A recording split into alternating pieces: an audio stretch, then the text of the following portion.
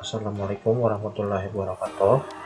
Nama saya Muhammad Farhan Hidayat dengan NIM 2110010689. Saya akan mempresentasikan mata kuliah pemrograman terstruktur yang diajarkan oleh Bapak Nur Alamsyah untuk bahan UAS. Selanjutnya kita akan masuk ke dalam program aplikasi, yang mana program aplikasi saya membuat aplikasi perpustakaan sederhana. Pertama-tama saya akan menjelaskan tentang include IOStream. IOStream adalah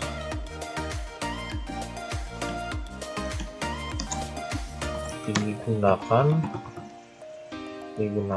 untuk menjalankan perintah input dan output seperti chain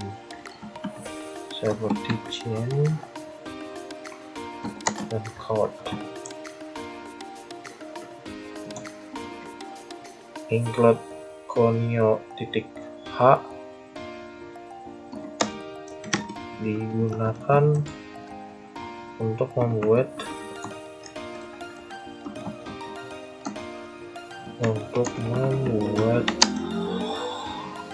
antarmuka dengan menggunakan seperti gauge.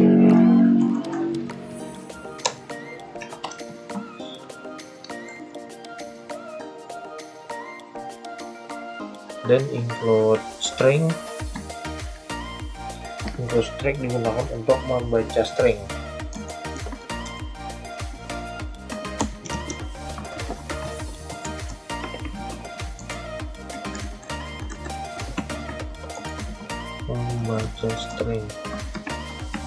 Jadi include string itu digunakan untuk membaca string.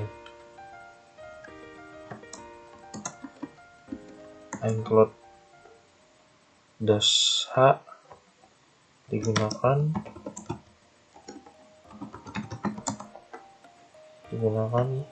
untuk membuat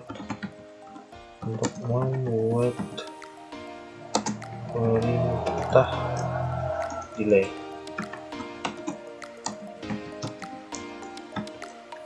Dan untuk include humanif digunakan untuk mengerapin spasi membuat tabel.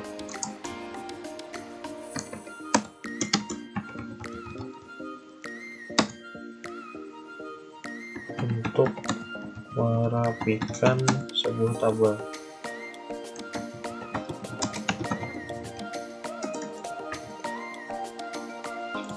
Include cstdblip digunakan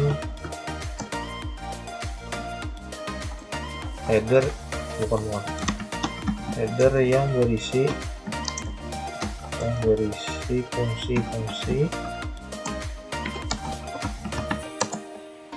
umum termasuk manajemen, pengelolaan memori,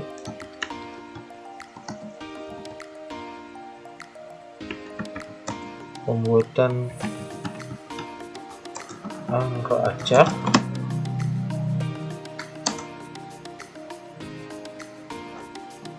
Jadi untuk include IOStream digunakan untuk menjalankan perintah input dan output seperti chain, code. Include conio.h digunakan untuk membuat antarmuka dengan menggunakan seperti gauge. Include string digunakan untuk membaca string. Include -h digunakan untuk membuat perintah delay. Include humanif digunakan untuk merapikan sebuah tabel. Include cstdblip header yang berisi fungsi-fungsi umum termasuk manajemen, pengelolaan memori, pembuatan angka acak. Selanjutnya saya akan menjelaskan using namespace std. Using namespace std adalah menggunakan scope std sebagai nama scope untuk penggunaan instruksi. Misalnya atau contohnya std chain atau std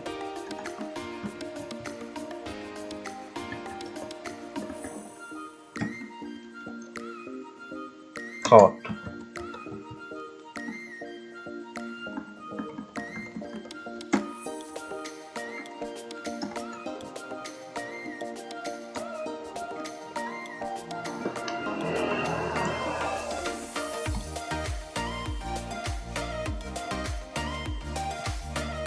Selanjutnya kita akan membuat struct untuk bagian bukunya, karena kita membuat aplikasi perpustakaan sederhana.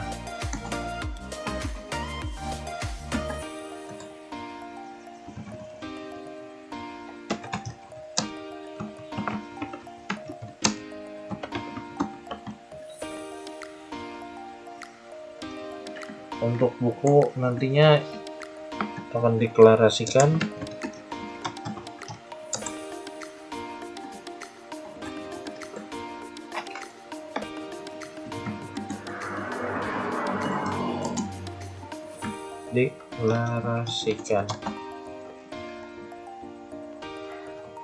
stroke atau pinjam, membuat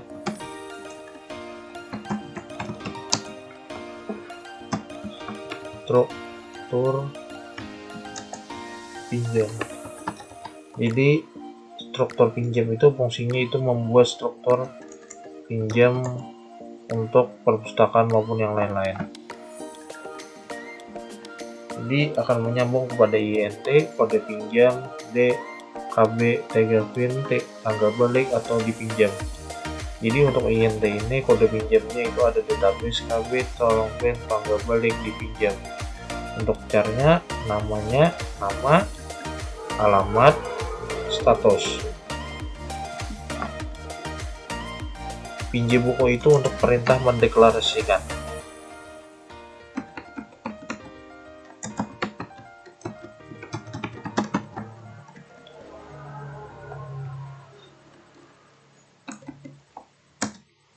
Untuk ini perintahnya body.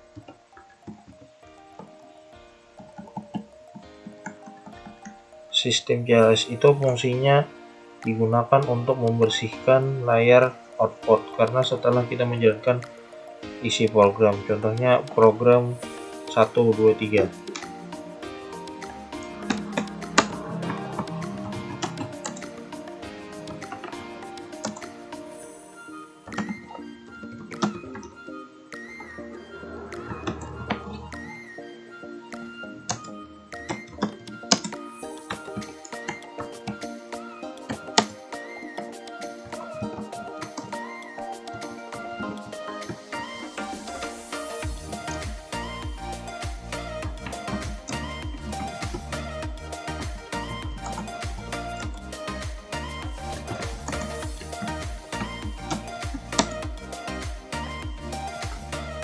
Program 1, 2, 3.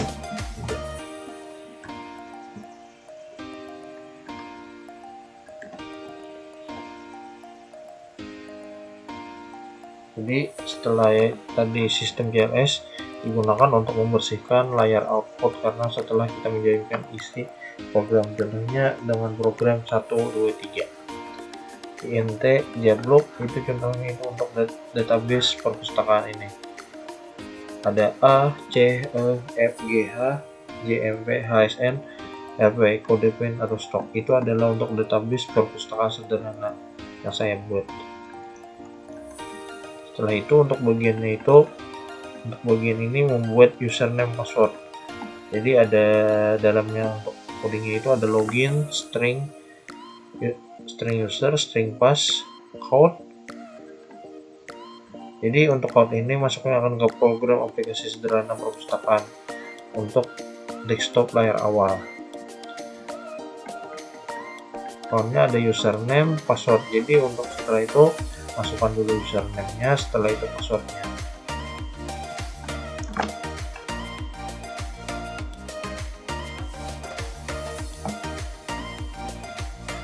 Kenapa ada untuk user button? Karena untuk usernya saya mau menggunakan nama saya sendiri.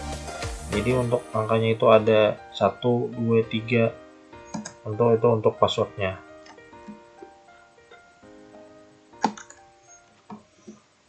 Setelah itu code itu Anda berhasil login, ada untuk sistem pause-nya, ada untuk goto mulai menunya.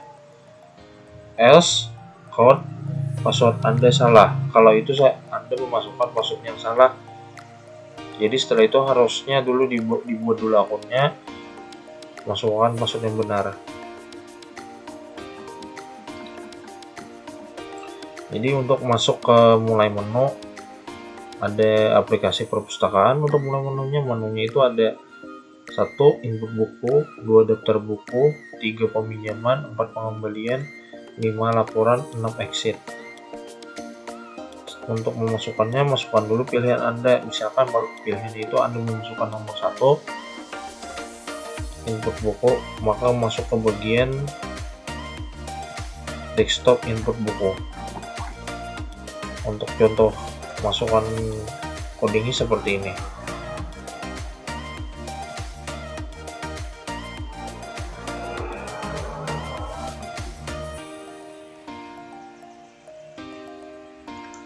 Untuk count input buku itu berdasarkan jumlah buku yang mau diinput.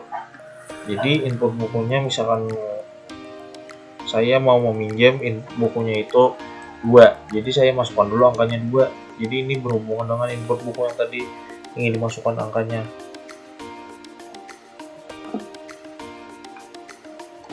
Setelah itu setelah memasukkan data buku yang ingin dipinjam, apakah Anda ingin menambahkan data lagi?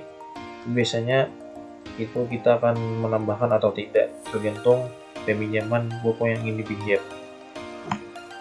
Setelah data yang tadi sudah dimasukkan, data akan berhasil disimpan. Jadi sistemnya ada bisa pause, bisa untuk CLS-nya atau goto mulai menu. Count, data berhasil tersimpan, sistem pause, sistem PLS, goto mulai menu.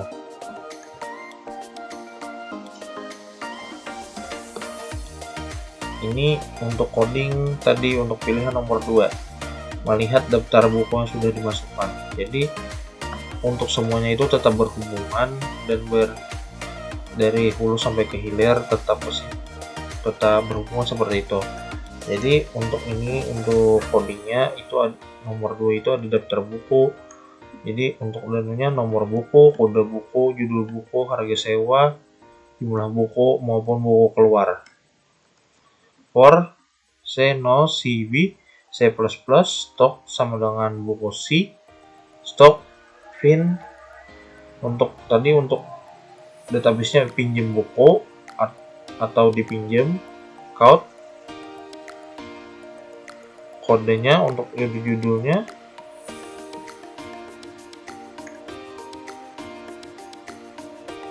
Jadi setelah itu jadi ini untuk yang coding ketiga.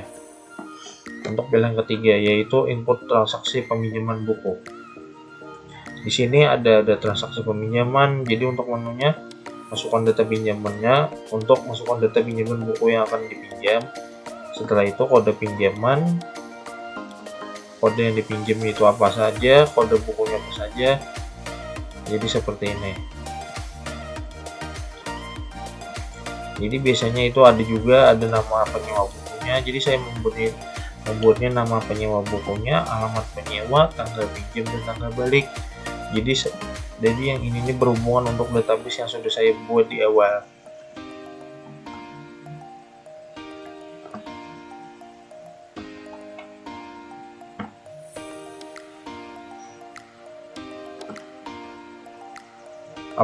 Jadi setelah Anda memasukkan buku-buku, nama Anda, alamat penyewa, tanggal pinjam, tanggal balik, nama pinjaman, harga buku yang dipinjam, harga sewa, apakah Anda akan menambahkan tergantung Anda ingin menambahkan atau tidak.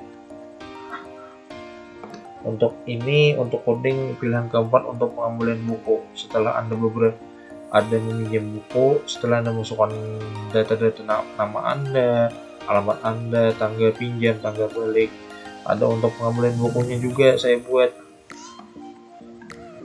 Jadi ini akan untuk coding seperti ini.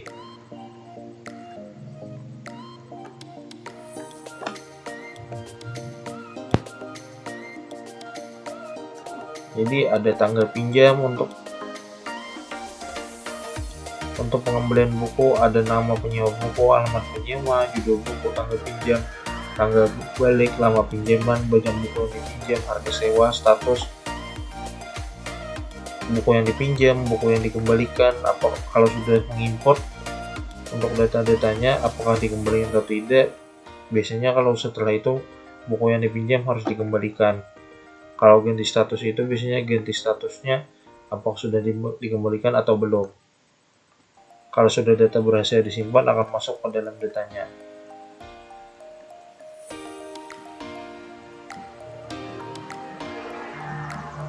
Jadi ini untuk pilihan 5 untuk codingnya. Ini untuk melihat laporan buku yang dipinjam, yang buku keluar, untuk nama peminjamnya, kode peminjamnya, judul bukunya, tanggal pinjam dan baliknya, dan ini untuk data database-nya maupun codingnya.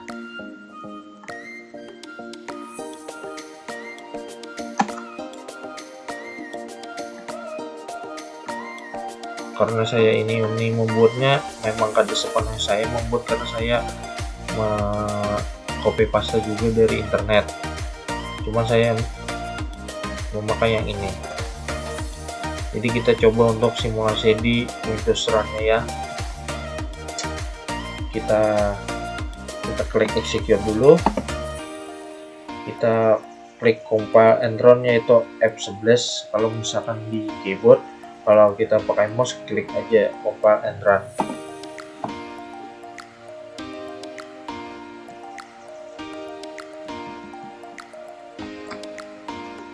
Ada sedikit kesalahan, kita coba lagi, kita klik compile and run.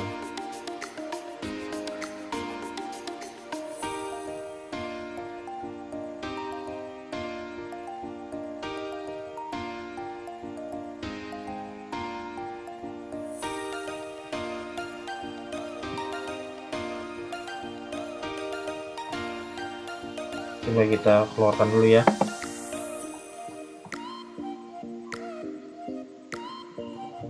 Kita coba running.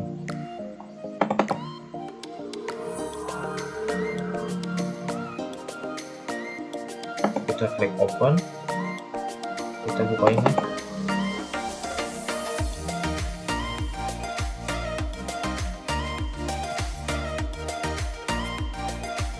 Kita run.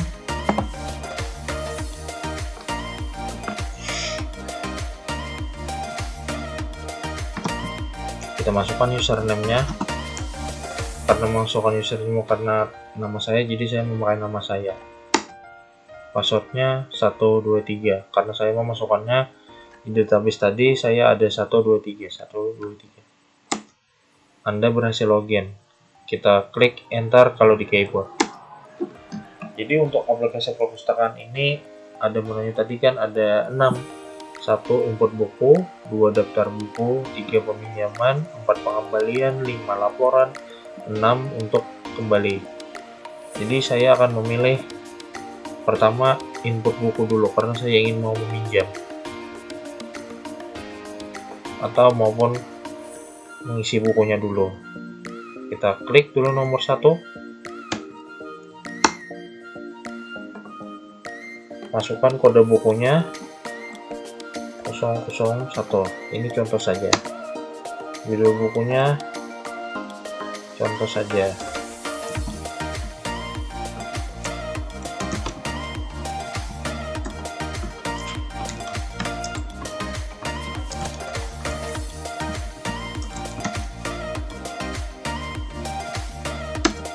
Harga sewanya terserah kita atau apa yang kita tentukan.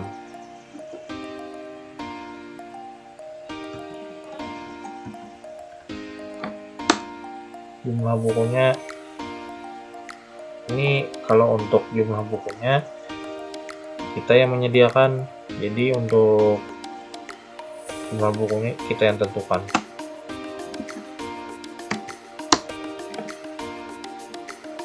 Apakah Anda akan ingin menambahkan data lagi? Kalau untuk menambahkan data lagi, kita bisa kita tambahkan. Kalau kita ingin menambahkan, kita ketik N, lalu setelah itu enter. Kalau kita ingin melihat daftar buku, kita bisa memilih untuk yang kedua atau fitur kedua tadi dari aplikasi perpustakaan. Kita ketik 2 dan kelihatan di bagian daftar buku, yaitu yang sudah saya import tadi. Kalau sudah kelihatan, kita lanjut selanjutnya. Tadi ada 3 untuk yang fitur ketiga, yaitu peminjaman. Kita klik yang untuk nomor 3. Tadi kode pinjamannya 001. Coba kita coba. Kode bukunya 1. Penyewa bukunya Farhan. Tadi atas nama saya. Nomor penyewanya nama saya. Atau terserah saja.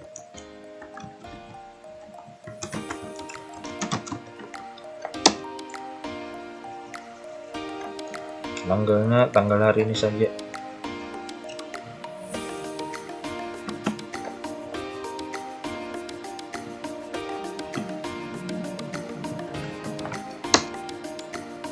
Untuk tanggal balik nantinya akan kita tentukan kalau orang mau meminjam, tapi karena ini percobaan, kita samakan saja untuk tanggal atau beda 1 hari aja.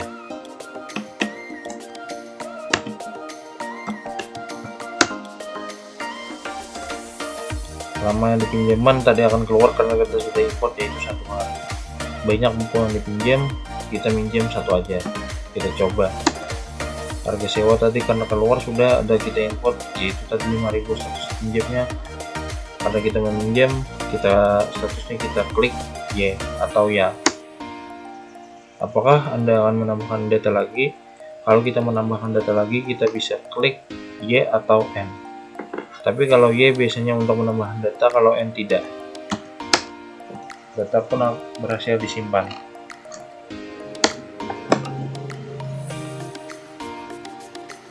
Untuk data fitur keempat, yaitu pengembalian. Untuk pengembalian bukunya, masukkan kodenya.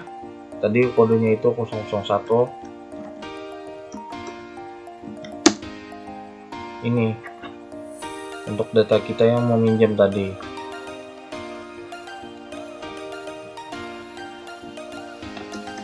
Apakah sudah dikembalikan? Kita coba untuk dikembalikan karena kita sudah meminjamnya. Data pun berhasil disimpan. Klik enter. Untuk fitur kelima, yaitu laporan. Jadi untuk laporan ini yaitu untuk input buku